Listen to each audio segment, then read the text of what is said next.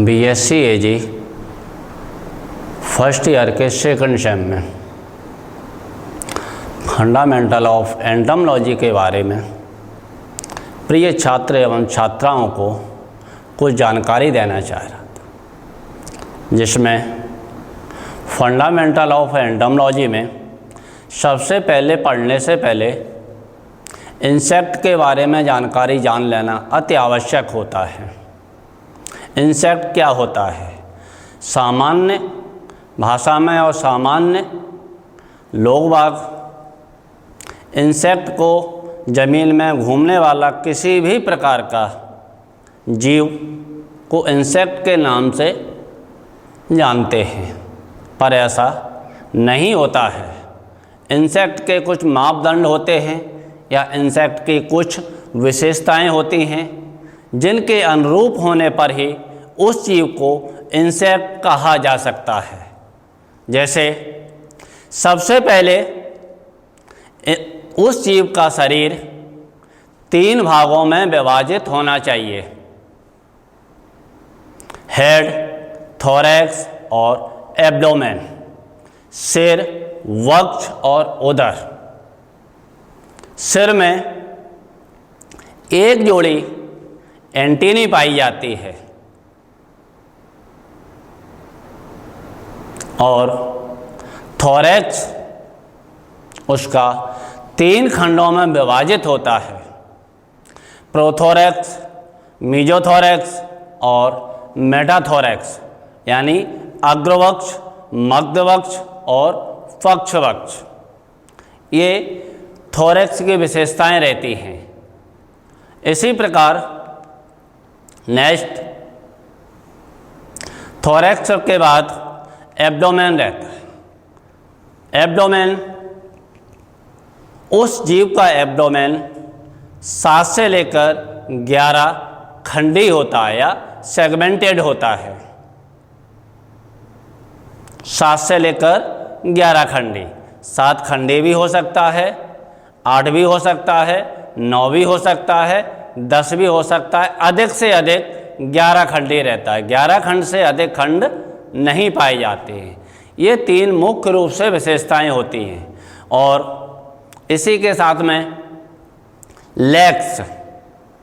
Legs insect की 3 जोड़ी रहती हैं और ये सेगमेंटेड होती हैं: coxa, trochanter, femur, tibia, tarsus और प्रीटार्सस।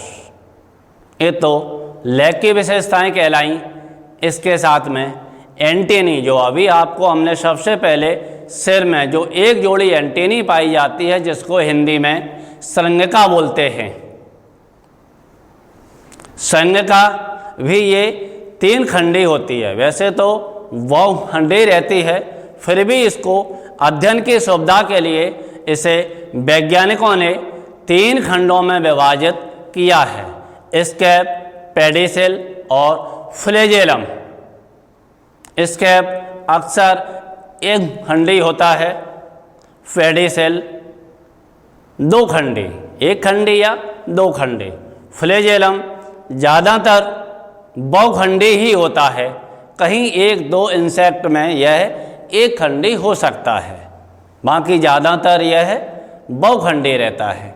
ये थी इंसेक्ट की विशेषताएं। इसके साथ साथ इसमें थोरैक्स में 2 जोड़ी विंग भी पाए जाते हैं। 2 जोड़ी विंग, फोर विंग और हैंड विंग।